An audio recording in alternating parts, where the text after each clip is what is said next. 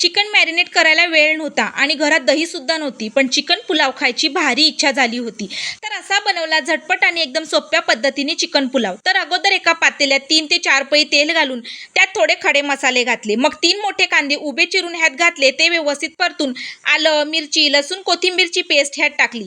दही नाही घातली म्हणून 3 मोठ्या टोमॅटोची प्युरी ह्यात तेल सुट्टेपर्यंत परतून घेतली. आता घरगुती मसाले आणि त्यासोबत चिकन बिर्याणी मसाला, चवीनुसार मीठ टाकून थोडं पाणी टाकलं म्हणजे मसाला सुद्धा चांगला परतून होईल. आता ह्यामध्ये चिकन टाकून व्यवस्थित मिक्स केलं. व्यवस्थित मसाल्यात हा चिकन मिक्स करून झाल्यावरती चिकनला सुटलेल्या पाण्यातच चिकन व्यवस्थित शिजवून घेतलं म्हणजे मॅरिनेटची उणीव भरून निघते. इथे चिकन शिजेपर्यंत मी बासमती तांदूळ सुद्धा शिजवून घेतला म्हणजे तो 60 ते 70% एक कणी कच्चा इतका. चिकन चांगलं शिजलं की हा शिजवलेला बासमती तांदूळ ह्या चिकनवर टाकला आणि व्यवस्थित मिक्स करून घेतलं.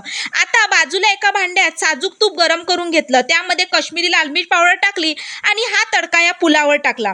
वरून भरभरून कोथिंबीर टाकून झाकण लावून ठेवलं म्हणजे 5 ते 10 मिनिटं मिक्स न करता मंद गॅसवरती असंच ठेवलं. यामुळे चिकनचा सगळा रस्सा आणि मसाल्यातला सुवास या बासमती तांदळामध्ये उतरतो.